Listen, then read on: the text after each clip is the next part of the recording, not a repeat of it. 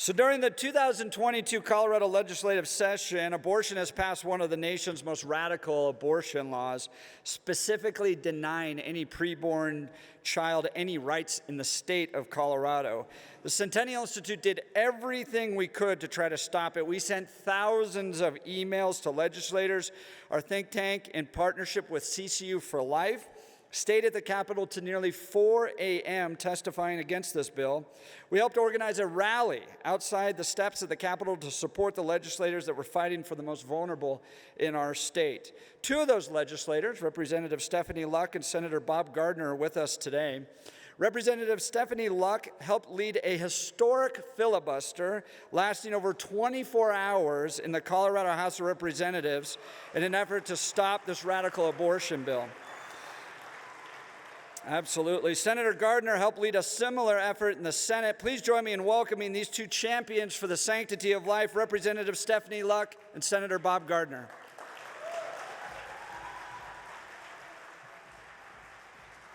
Please welcome Colorado State Senator for District 12, Bob Gardner, and Colorado State Representative for District 47, Stephanie Luck. Well, we're glad to have you here. It should automatically turn on, so you should be good to go there, Representative Luck.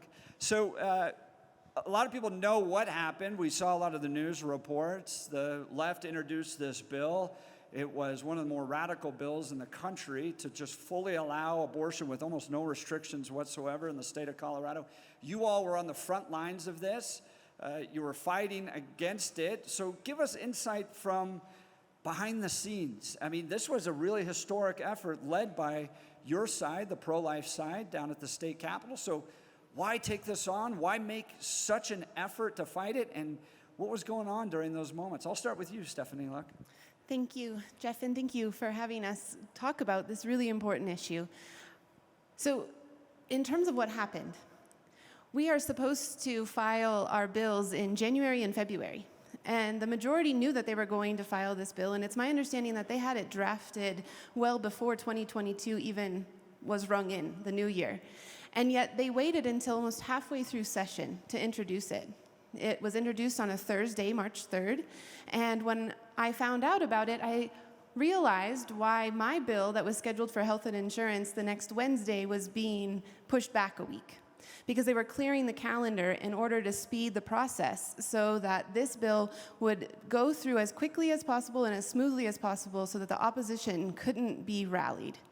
Now, I, along with a number of other people, started to text and call leaders in the Colorado pro-life movement and say, we need to get on this. We need to make sure that we rally the troops and that there are many people there to testify on Wednesday and to voice their opposition. Because the pro-life community here in Colorado is so connected and so committed, we saw in the first committee hearing, which was the following Wednesday, so less than a week after the bill was introduced, we had a committee hearing, and we saw a 6-to-1 opposition ratio. So for every one person who showed up to testify in favor of the bill, 6 people showed up to testify in opposition.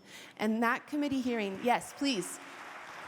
And that is a round of applause for many of you in the audience, and I thank you for that, because the messages that were brought out in committee were then reiterated on the House floor. And it is essential, it's absolutely essential that you come. Even if you feel like it's hopeless because they continue to vote against what you're saying, it is essential that we make a stand and that they know that we're watching and that we're willing to reorganize our schedules, that we're willing to stay up until 2 or 3 in the morning to protect life. And that really is what boiled down to why we fought so hard. If we as a society cannot protect the most vulnerable among us, vulnerable meaning those in the womb who have no voice other than ours, as well as vulnerable for those women, because I don't know if you realize this, but over 60% of women polled say that it wasn't actually their choice. They felt pressure from some section of their life, whether it was their significant other, their employer, their teacher, their parents, to have an abortion. And so we have vulnerabilities all over, and our communities deserve better than that. This is a life or death issue. And if we can't give our all, literally give our all, then what are we up there for? And so we absolutely said, we're going to fight this. And I just will mention, it's been categorized as a filibuster. And I just want to challenge that framing a little bit. A filibuster is often understood to be a waste of time. We just talk and talk and talk in order to waste time. That was not our intention. Our intention was to change hearts and minds. We wanted to put forth arguments, solid arguments, to cut down every aspect of what they were saying is true, and to say, no, actually, this is true, this is true, this is true. And what we found in doing that, Jeff, was a good response from our colleagues on the left. We had people come to us at 2 or 3 or 4 in the morning, and because of exhaustion, those walls, those defensive mechanisms that we tend to have as elected officials started to crumble just purely because of sleep deprivation. And folks started to say, you know what, I've never heard the pro-life argument. I've never understood why you stand against abortion. Now I'm starting to understand.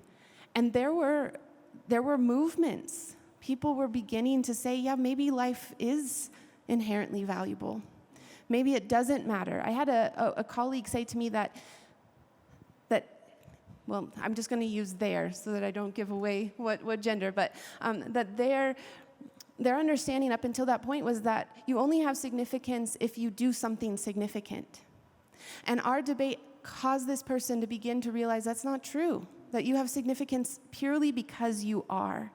And if our culture would begin to understand that and really internalize that, we would not have the issues we have with suicide and with breakdown and with identity questions. We wouldn't have those issues. And so it wasn't so much about wasting time. It was about putting forth a persuasive case to say, everybody deserves a birthday. Women deserve better. Our communities deserve better. Men deserve better. The next generation deserves better. And this bill is extreme and outrageous and should not be implemented into our law.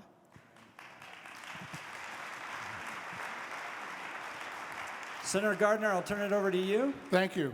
As Representative Luck said, this was an important issue. Now, place it against the backdrop of where we were back in February and March with the Dobbs case going before the United States Supreme Court. This is before leaked draft opinions, which has made it even more stark as to what this debate is about and how important it is. The House spent a historic amount of time on the debate. The Senate is about half as many people, and because of that, the debate is often not as long, but very civil. We realized after the House introduction and committee hearing and debate there that this bill was not going to be changed. It's pretty rare for a bill with any controversy to go through the Colorado General Assembly without any substantive change at all, but this bill did. And the pro-choice movement had planned this. They were willing to sink a week of legislative time in a very limited session, a week in the House, a week in the Senate, to get their policy done. And so it became important for all of us to make clear what the case is for life. This may not be the most popular thing to say, but I think it's important. We heard a lot of testimony that talked to the other side in scriptural terms, and that resonates with me, and I know it resonates with you. But the most compelling arguments are about the actual value of life from a societal perspective, and causing those of the liberal view to have to answer the question, is the value of life dependent upon whether someone wants that life or not? Because that, in fact, is how the debate began to shape up in the Senate. We had a physician who was with Democrats for Life who talked about all of the heroic things that we can do today. You can remove a child from the womb at 20 weeks, perform open heart surgery, replace the child in the mother's womb, and that child has a wonderful life in front of them. That is heroic, and that is what we do when parents want that done. And then, in contrast to that, the testimony was Well, I was at so many weeks. I was at 30 weeks, and it was just inconvenient for me. That paradox, that conflict is what has caused people to have to answer the question, what do you really mean about this? Is life only valued if you want it?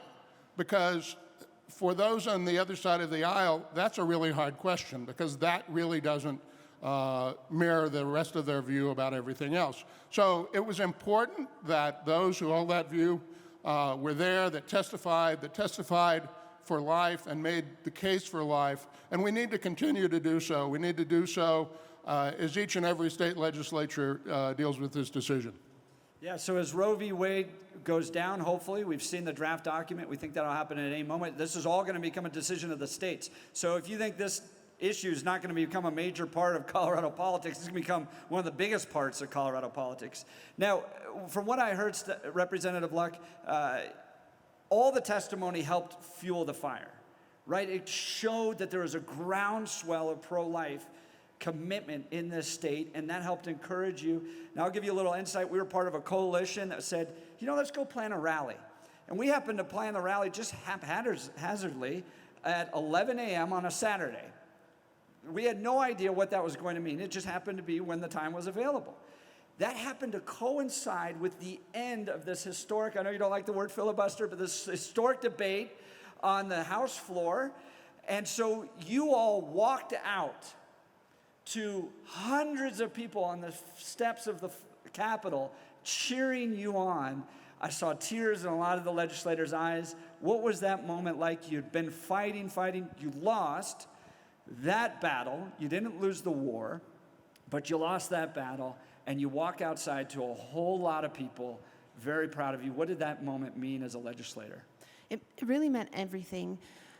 So I will give you a little bit of background. Representative Williams has a whole book of strategies of how to engage. And one of his strategies was to create teams so that if Team A was debating, the other teams could be off the floor resting. And so we implemented that strategy. Now, he and I stayed on the floor the entirety of the time, but others were able to go rest, which meant that we were able to elongate our debate way beyond what it had been, because we weren't growing tired. We weren't becoming so delusional, I guess, or delirious is a better word, with exhaustion. And so we were able to maintain that. And there was at a period of time when the other side of the aisle was coming over and just pressuring us constantly, even throwing our pro-life convictions back in our face, saying, if you were really pro-life, you would end this debate so we could all go home, because you're putting us at risk having to drive tired.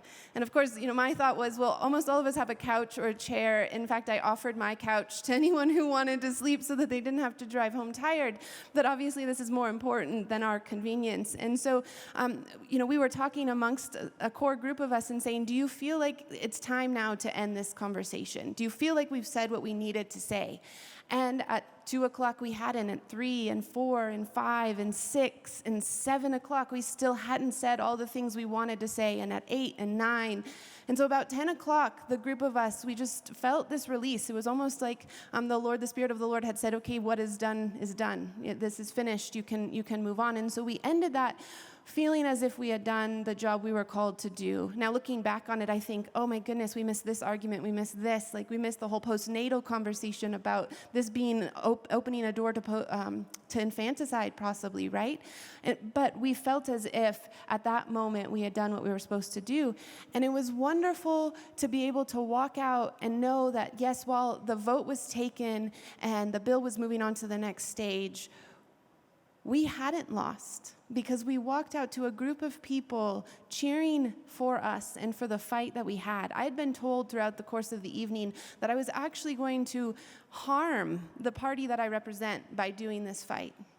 And that people were not going to support us at the election, which is, you know, horrible.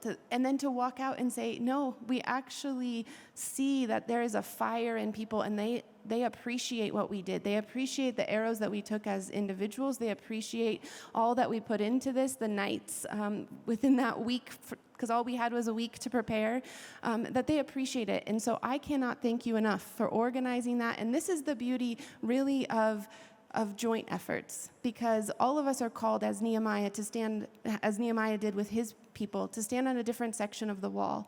And by standing on your section of the wall, you put courage into us to then pick up that debate again on Monday at third reading, and for all of us once again to reiterate those points. And I can't tell you, walking out there, hearing the cheers, hearing the support, and knowing that we stood for life and we had the people behind us. And so thank you.